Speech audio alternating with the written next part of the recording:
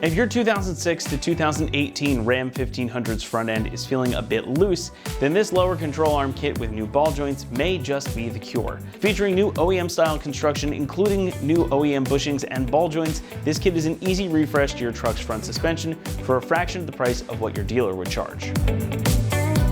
Whether we want to admit it or not, this generation of Ram is starting to get up there in years, and with age and mileage comes suspension wear. It's a fact of life. Bushings wear out, and then the front end of your truck starts feeling not so good.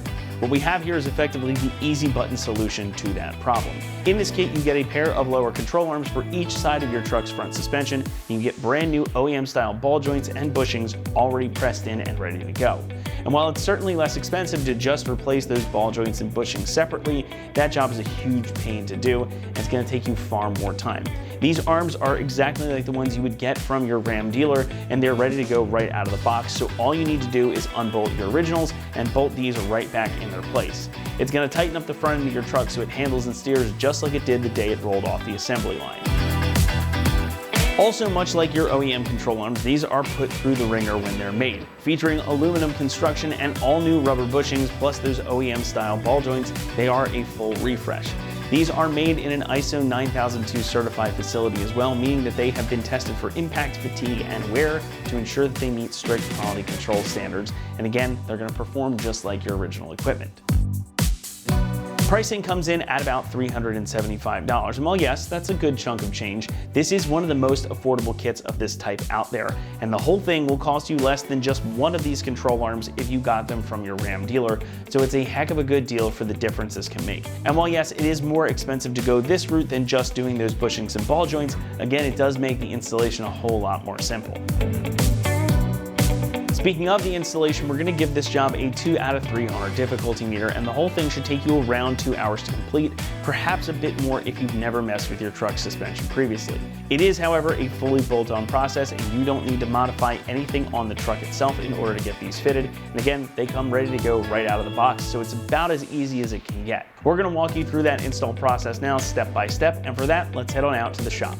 For this install, you will need an impact, an extension, a swivel adapter, a 3/8 to 1/2 inch adapter if necessary, 18, shallow and deep 21, 24, 27, and 36 millimeter sockets, 21 and 24 millimeter wrenches, a 15/16 wrench, a caliper hanger tool, a bungee cord, a hammer, and also not shown here, a pole jack or a jack and jack stands. What's up guys, today we're going to be doing some lower control arms on our Ram, so let's get started.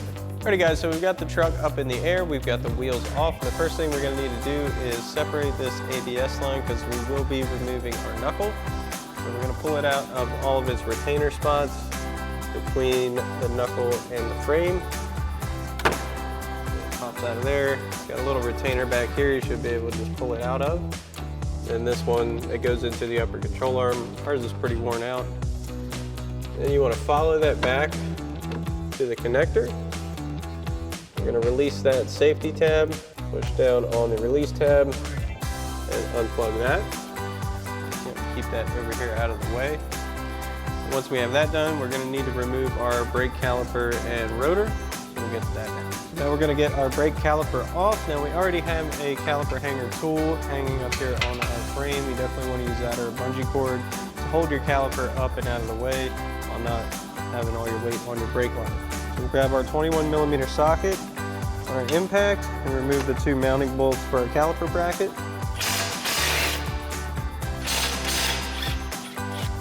Get these out.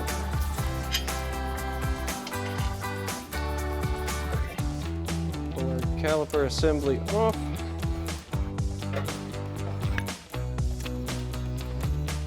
Send it over here to our hanger tool. Put that in. Secure our caliper out of the way.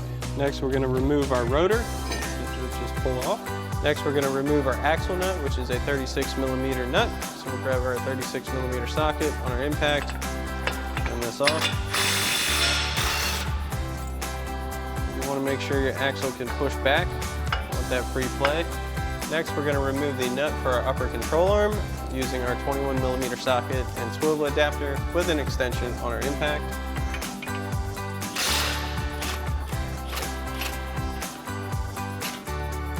We're gonna leave this on a few threads because we need to unseat our upper control arm ball joint. So we're gonna grab a hammer and give this a few taps.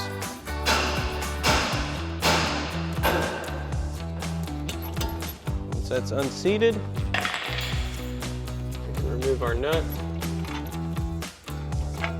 Pop our control arm out. We're gonna send that nut right back on just so we don't lose track of it. Next, we're gonna remove our tie rod from our knuckle. So we've got a 21mm nut. Grab our 21 nut socket. Put that on there, run this off.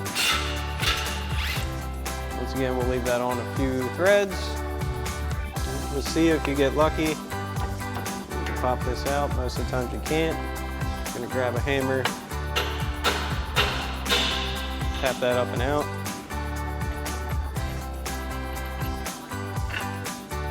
Remove that. Put that nut right back on there. Next, we're going to remove the nut for our lower control arm ball joint. We've got our 24mm socket. And once again, we'll leave that on a couple threads. We'll give this a few taps. That'll drop down once it's unseated. We can remove this nut. Set that aside. Now we're ready to pull our knuckle. So we're going to push our axle back through our knuckle. You want to mind your ABS wire while you're doing this. Now this is a little bit tricky because you have to contend with the axle and the ball joint. Tilt this down. Pop that out. Now at this point, as you can see, your axle is resting on the lower control arm. We're gonna need to support that because this is obviously coming off. We're gonna grab a bungee cord, put that under our axle. You can hook this to your spring on your strut because the strut's not coming all the way out for this. Just like that, it's got room to move, but it is supported. Keeps it nice and straight, won't damage your U-joints. Next, we can remove our lower strut mounting bolt. So we've got a 15/16 wrench for our nut. 21mm socket.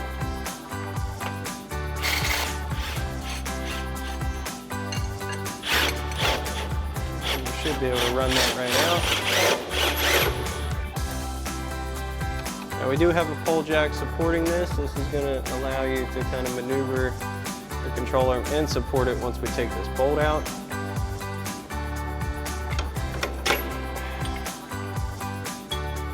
Down a little bit. Our strut is loose. Next, we can remove our sway bar end link from our lower control arms. We've got an 18mm socket. We're going to try to pop this off.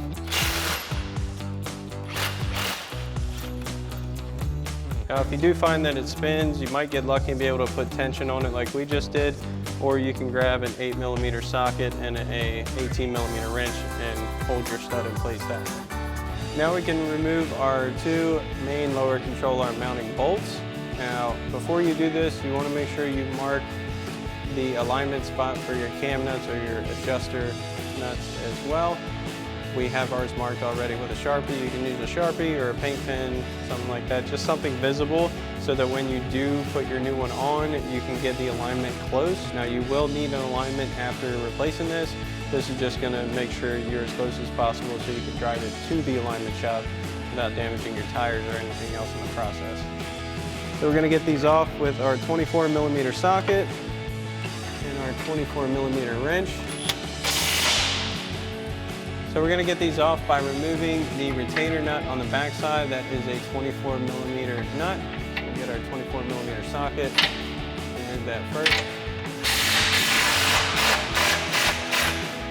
Once you get that loose, you want to hold with your 24mm wrench and the bolt head.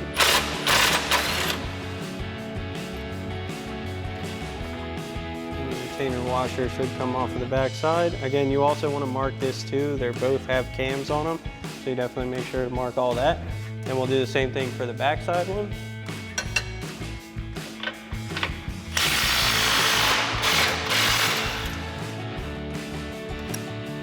Move that retainer washer. We can slide these bolts out. Now you want to support this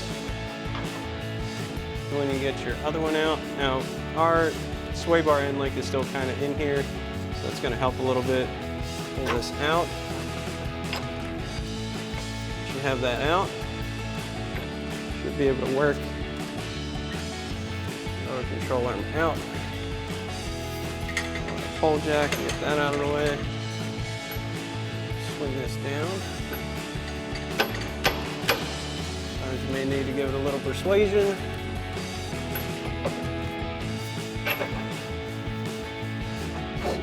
Down. Work that out. Now once you have this side out, you can do the same thing for the other side. All right, now once you have your lower control arm out, it's time to go in with our new one. So we're gonna grab the appropriate one for the driver's side. They are marked with an L and an R. This is the left side. Get this up into place. This is kind of awkward positioning, so you may have to fight with it a little bit to get it in at first.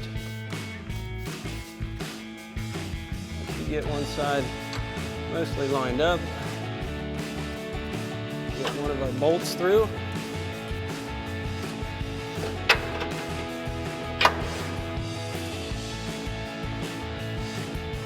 It's going to keep that from falling down on this side, and we'll get the back bolt through.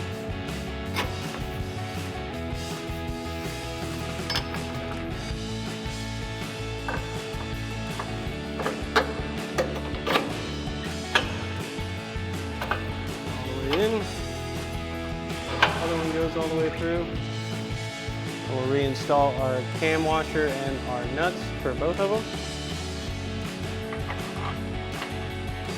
Down the back side. Now this one you want to more or less line up.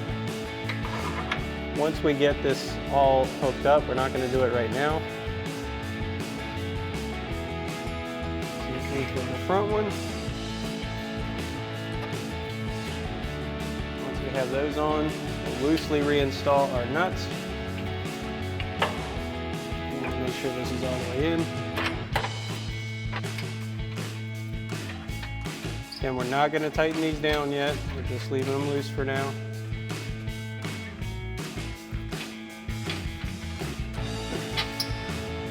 And once we have that loosely in place, we'll swing this up. You want to line your sway bar end link back up. Close your strut. Get that nut loosely reattached. Strut line back up so we can reinstall our mounting bolt there. Bring this up. Bolt back through. And loosely reattach our nut. And we're just leaving everything loose until we get it all reassembled, then we'll tighten it all down once we can kind of line up where our lower control arm should be. So next up, we're going to reinstall our knuckle. So we're going to let loose our bungee cord for our axle. So can drop back down, be maneuverable. You also want to take that castle nut off of your new ball joint. Pick our knuckle up, again minding our ABS wire. You line your axle up, as well as your ball joint. Again, this is a tricky part because you're trying to line up two things that are going different directions. Once you get your knuckle to a point where it's up through and the ball joint threads are sticking out, you want to reinstall that nut. There's going to be some support for now. Make sure your axle comes back through all the way. I'm going to remove the nut for the upper ball joint.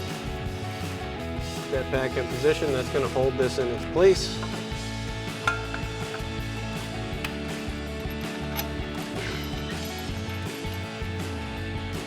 Now we can reinstall our axle nut.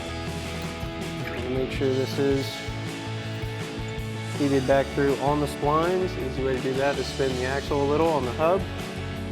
Make sure nothing's binding. We're not going to fully tighten this just yet. Just holding this in place. Once we have that loosely back in place, we're going to reinstall our tie rod. Let's go, we'll pull that nut off. Put that back on. Now once we have all this in place, we're ready to start tightening some things down. Again, we're going to leave this until last. Now we're going to tighten down our lower ball joint nut with our 27mm socket.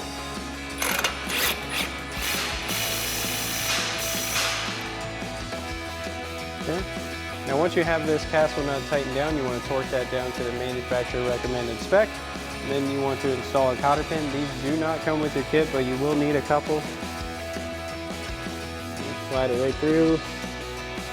Now there's no wrong way to bend a cotter pin once you get them on. You just wrap them around. The main goal of these is to prevent the nut from spinning off. Now we'll tighten back down our upper ball joint nut with our 21 mil socket, an extension with a swivel.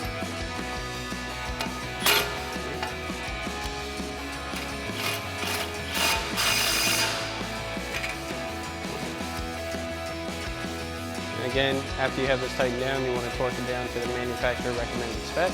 Now we're going to tighten down our tie rod nut, again with our 21 mil socket.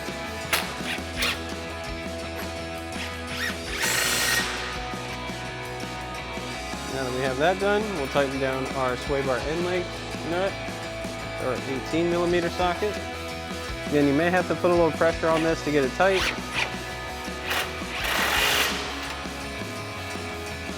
Then we can tighten down our bottom shock bolt with our 21 millimeter socket and our 15/16 wrench or nut. Now, as mentioned with the other hardware, you want to make sure you torque all of this down to your manufacturer recommended specs. Next, we can tighten back down our axle nut with our 36 millimeter socket. And once you get this snug down, you want to torque that back down to the manufacturer specifications. Now we can reinstall our rotor. Then also reinstall our caliper. Now we get our caliper reinstalled. Get this off of our hanger. Back into place. You want to line up your rotor inside your pads.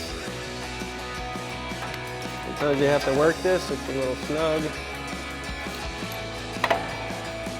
Let's get that back into position. We'll reinstall our 21 millimeter bolts.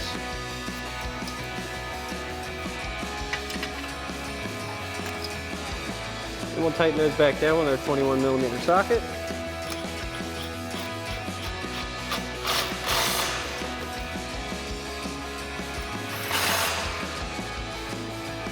So now we can come back and tighten down our lower control arm bolts, which are also our alignment bolts. Now we're going to reference those marks we made earlier. Now what you want to do is make sure the front and rear cams are in the same position. No matter which position that is, as long as they're in the same spot, front and rear, that's where you're going to bring it back to on both sides. You can just use one reference mark to get it back where it needs to be. So we're going to grab our 24 millimeter wrench, rotate this back into that mark. We'll grab our 24 millimeter socket, tighten down our nut. Now you want to hold this in place.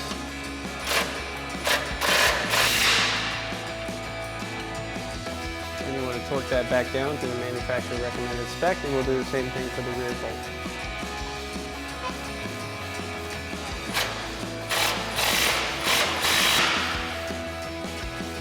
Now the last thing we need to do is get our ABS line back into place. Wrap this back behind our knuckle. Get this plugged in, and then it makes it much easier to route everything else. Click that back in. You want to push that safety tab back into place. And get your tabs back in, as well as your little grommet on your brake line. Now once you have this side complete, you can do the same thing for the other side.